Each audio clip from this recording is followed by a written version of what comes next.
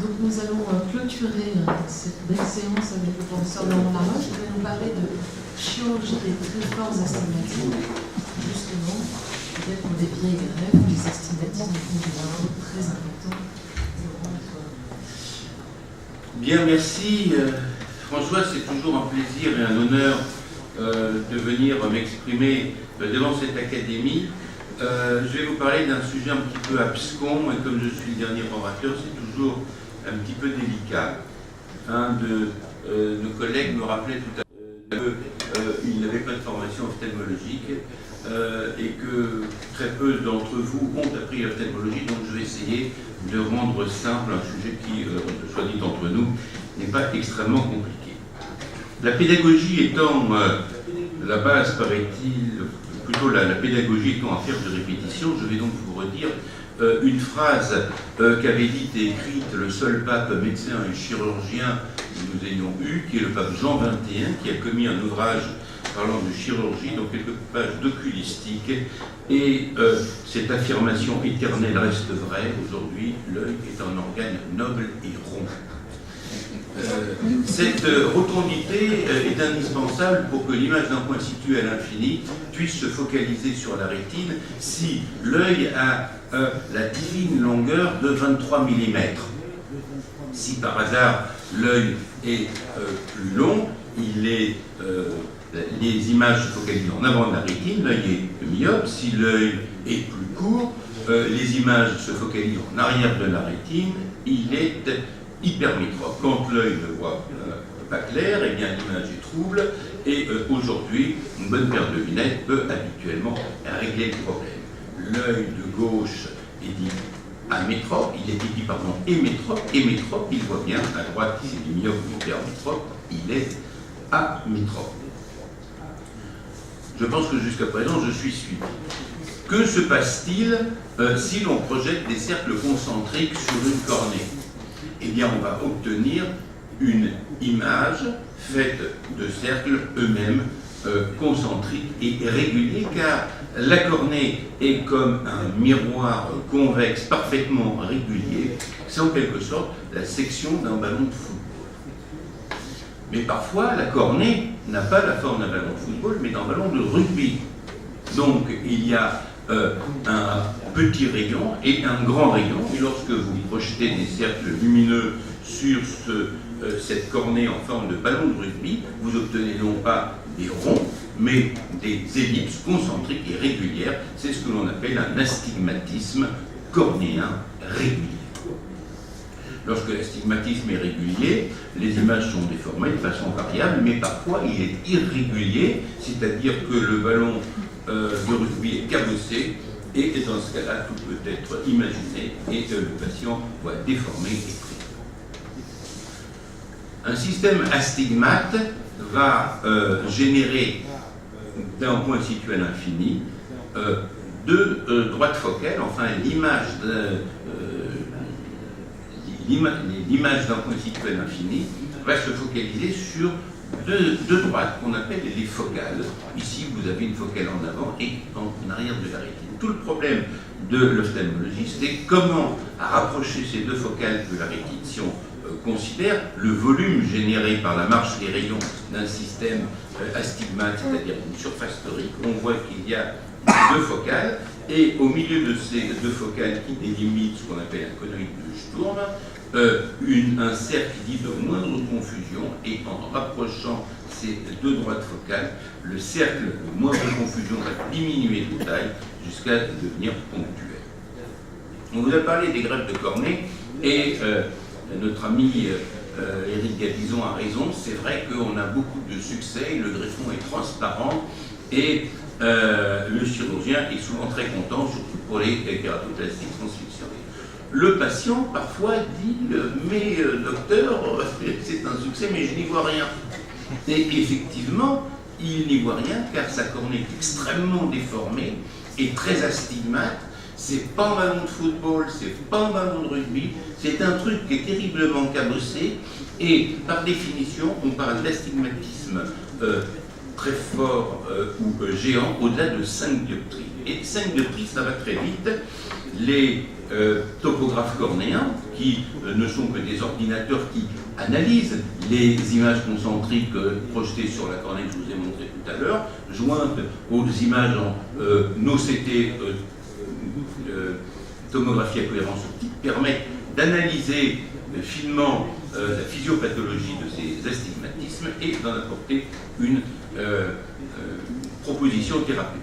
Alors il existe aussi de très rares astigmatismes géants congénitaux, tant et si bien que ce problème a intéressé les ophtalmologistes depuis très longtemps. Herman Snellen, célèbre ophtalmologiste hollandais qui a inventé entre autres les images, les optotypes que vous lisez chez l'ophtalmologiste, eh bien, a publié en 1869 un papier dans lequel il indique que des incisions cornéennes antérieures peuvent aplanir le méridien le plus bombé pour une cornée astigmate qui est la forme de ce ballon de rugby. William Bates, célèbre ophtalmologiste américain, a publié à la fin du XIXe siècle un article montrant que des incisions transverses non suturées, c'est essentiel, non suturées, permettent l'aplanissement du méridien le plus cambré. C'est ce qu'on appellera par la suite les tickets. Lance, ophtalmologiste néerlandais de grand talent, a publié le premier travail expérimental sur le traitement chirurgical de l'astigmatisme en mettant à contribution quelques lapins. Il a pu démontrer que les incisions non perforantes parallèles au limbe aplanissent aussi la cornée centrale. Mais il a montré que si ces incisions ne sont pas seulement parallèles au limbe, mais à radiaire, on obtient le résultat suivant. Donc, que l'on incise une cornée de façon transverse ou de façon radiaire, on arrive au même résultat. Comment cela se fait-il? Tout simplement parce que ces incisions n'étant pas suturées, en incisant une cornée, on fait une opération d'addition tissulaire, puisque l'épithélium dont on vous a largement parlé va s'ébouler au sein de ces incisions et va amener du tissu, en quelque sorte, on s'auto-répare en aplanissant la cornée. Alors, cette chirurgie incisionnelle, c'était des travaux expérimentaux de grands savants, mais un audacieux japonais, Sato, en 1939, a proposé d'utiliser des incisions pour le kératocone. Il faisait tranquillement plus de 40 incisions sur la face antérieure de la cornée, une trentaine à l'arrière, et il observait un aplatissement de la cornée des kératocones. Il a publié en 1953 en disant que c'était parfait et sans aucune complication. Ses élèves ont greffé toutes les cornées de ces patients opérés.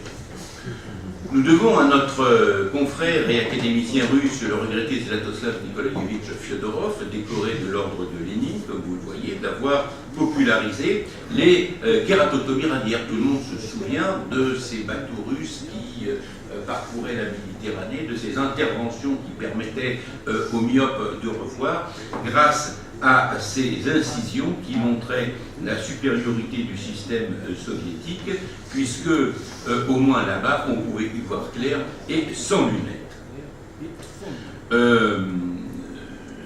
Fyodorov et son collègue Turnev ont montré qu'en fonction de la disposition des incisions, on pouvait corriger éventuellement des astigmatismes. Alors c'était une période assez grisante pour les jeunes que nous étions, car avec des couteaux à lame diamant micrométrique, on pouvait inciser les cornées en se faisant traiter bien sûr de fou de la part par nos aînés qui disaient comment vous incisez une cornée saine, bande de jeunes voyous, mais il n'empêche que ça marchait et on a mis au point des nouveaux instruments, des topographes cornéens, des marqueurs cornéens, toute forme de couteaux, et vous voyez, on arrivait à repérer les axes pathologiques, on les marquait et on les incisait.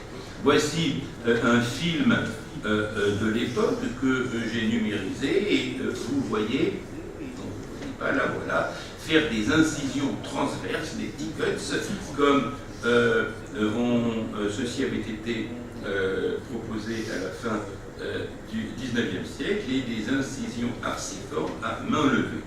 Je ne vous cache pas qu'il fallait, ici vous voyez une greffe de cornée, donc vous voyez l'anneau limitant, et à l'intérieur sur le greffon, ces incisions arciformes. L'audace de la jeunesse et, si possible, ne pas trembler. Alors, ces incisions arciformes ont pu être améliorées dans leur pratique grâce à l'invention de notre regretté collègue et ami Dr Anna, qui a proposé de mécaniser celle-ci, ce qui a permis de standardiser la technique et d'en donner une meilleure régularité, bien que la prédictivité fut toujours imparfaite en raison entre autres du centrage manuel. Les complications de ces incisions étaient essentiellement le fait que en une superficie, elle bâillait, elle risquait de s'infecter, elle était de profondeur inégale. Il n'empêche que ces incisions arciformes étaient et sont très efficaces pour corriger les forces d'astigmatisme, même si elles manquent de précision. Puis arriva le laser, et le laser excimer, 193 nanomètres, utilisé pour le gravage des circuits intégrés, qui permet, vous le savez, de sculpter un cheveu et donc, a fortiori, la cornée. Ce fut la période du triomphe de ce qu'on appelle le LASIK. Je vous montre une vidéo faite par un fabricant de laser, mais qui est très pédagogique, où vous voyez un microkératome qui découpe une lame de cornée en image de synthèse. Celle-ci est soulevée et le laser excimer va sculpter la cornée in situ. C'est donc un kératomylosis, du grec kératos, la cornée, mylios, la sculpture de la cornée in situ sous donc ce capot cornéen. Voici les topographes qui se sont améliorés, on vous en a parlé, et il existe des astigmatismes réguliers qui sont comme des ballons de rugby et décrits en forme de sablier symétrique, mais bien souvent, après les greffes de cornée ou les traumatismes, les astigmatismes sont très irréguliers, ça défie toute description. Le LASIK peut corriger des astigmatismes réguliers. Il suffit de faire une ablation circulaire plus une ablation ovale et on obtient ainsi la correction d'un astigmatisme myopique. Mais ces corrections en cylindre qui permettent une ablation elliptique de la cornée sont limitées dans leur puissance et on ne peut pas corriger plus de 4 à 5 dioptries. Le LASIK est donc très efficace et précis pour corriger la composante myopique ou hypermétropique, mais il est limité pour corriger les forces d'astigmatisme. Comment va-t-on faire donc pour corriger ces astigmatismes gérés? Eh bien, la chirurgie au laser femtoseconde dont je vous ai parlé ici déjà en 2012 est arrivée et elle permet, vous le savez, de créer des bulles de photodisruption cornéenne de façon très précise à l'endroit où on le veut dans la cornée et de faire ce que la main de l'homme ne pourrait jamais faire, d'une part parce que c'est extrêmement précis et deuxièmement ça permet de couper des tissus sans avoir besoin, on le verra, de les ouvrir en surface. Voici un LASIK au laser femtoseconde. La photodisruption avec le laser femtoseconde permet de délimiter un capot qui est soulevé, puis ensuite le laser excimer va faire le kératomylosis, la sculpture de la cornée. Voilà. Il est possible avec ces lasers femtoseconde de faire des incisions cornéennes de surface, c'est-à-dire de la surface alliée à la profondeur.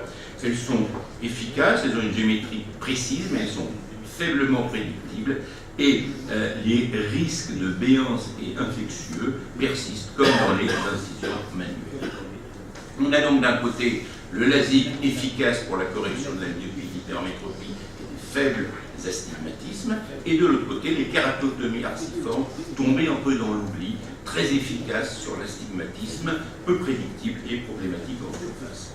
L'idée d'associer les deux nous est donc venue et j'ai proposé pour une nouvelle intervention un acronyme bizarre qui s'appelle le DIAKI pour Deep Intrastromal Arcuate Keratotomie with Laser In Situ Keratomylosis, c'est-à-dire des incisions intrastromales arciformes associées avec, voici des incisions intrastromales arciformes, mais le laser fait au laser femtoseconde, et le laser femtoseconde peut faire ce que la main de l'homme ne peut pas faire, c'est-à-dire il peut débuter une incision en profondeur et l'arrêter au niveau que l'on veut tout en respectant la surface. Voilà. Vu, comment dirais-je, vu l'avion, si j'ose dire, la forme arciforme de cette incision. et c'est associé à un kératomylosis in situ, c'est-à-dire que le laser femtosebond va être programmé pour découper un capot cornéen qu'on va ensuite soulever. On va voir comment ça se passe. Voici le marquage du centre d'une cornée, vous voyez que c'est une cornée greffée. Voici les incisions arciformes, et au-dessus des incisions arciformes, le laser va faire des bulles contiguës qui vont nous permettre de délimiter un capot que nous soulevons, nous rinçons les incisions arciformes, on repose le. Et puis qu'est-ce qu'on fait? On ne fait rien, on attend. On attend un mois, et au bout d'un mois, on va faire la deuxième phase, c'est-à-dire qu'on va refaire un bilan pour voir ce qui reste après les premières incisions arciformes, et on va voir que l'astigmatisme a diminué, puisque les incisions arciformes, ces vieilles lunes de ces auteurs du 19e siècle, remises au goût du jour par nos camarades soviétiques, et finalement étaient très efficaces pour les incisions, pour la correction de l'astigmatisme. Et puis voilà, au bout d'un mois, on a vu quelle est la métropie restante, on soulève le capot, les incisions sont toujours bien là, et on va appliquer le laser excimer. Voici un exemple de patient opéré par cette chirurgie séquentielle en 2 temps. Après la greffe de cornée réussie, c'est-à-dire transparente, il a 0,2 dixième, c'est-à-dire 1/50e d'acuité visuelle non corrigée. Après la première phase de ce diacrique, il passe à 1 à 2 dixièmes de vision sans correction, puis à 6 dixièmes de vision non corrigée, et 7 dixièmes avec une toute petite perte de lumière.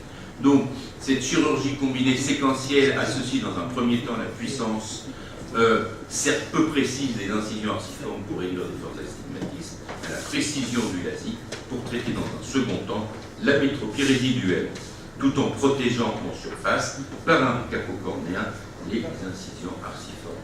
Je vous dirai en conclusion donc l'évolution de cette chirurgie est la preuve que l'intégration des principes de la chirurgie incisionnelle cornéenne ancienne aux avancées technologiques en matière de laser, supposées les dépasser, s'avère un facteur d'élargissement des indications opératoires, et dans une sorte de plaidoyer pro-domo que personne ne contredira ici, j'espère, on peut affirmer que l'expérience clinique n'est pas un handicap à la modernité, elle s'avère bien souvent un gage de créativité et de progrès.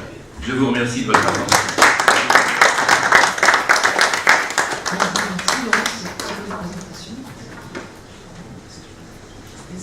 Vous avez des questions sur ces grands astigmatismes? C'est un véritable problème. Vous savez, quand on voit ces patients en consultation, parce que quand on soit les patients au moins. Je reprends la parole simplement, c'est pour vous demander, est-ce que c'est une intervention fréquente? C'est quelque chose qu'on fait de façon hebdomadaire, mensuelle, annuelle? Alors, c'est une intervention qui est relativement fréquente dans la mesure où on a un gros recrutement de greffe de cornée, mais c'est une intervention qui est relativement confidentielle. D'abord parce que, comment dirais-je, je citais le pape Jean XXI, et il y a une formule vaticane lors de l'élection d'un nouveau pape, c'est sexiste, j'en suis désolé, mais c'est doué abet et bene pendaties.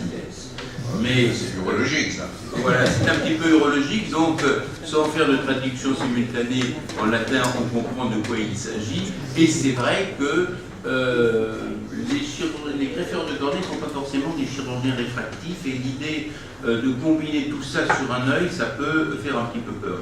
Dans mon service, au 15-20, nous avions quand même réussi à faire plusieurs dizaines de ces interventions que nous avions, comment dirais-je, programmées, et ça se faisait, je dirais, naturellement au sein d'une, comment dirais-je, d'un programme de chirurgie réfractive habituelle. Alors, j'espère qu'une jeune pousse comme le professeur Éric Gabizon, qui est un grand greffeur de cornée, va se mettre à faire aussi ce type de... Vous en faites? Vous n'y êtes pas encore? Pas encore, parce que, mais écoutez, je vous encourage vivement à le faire, car, comme disait le pape Jean XXI, l'œil est un organe noble et rond, et je rajouterai, et il entend le rester.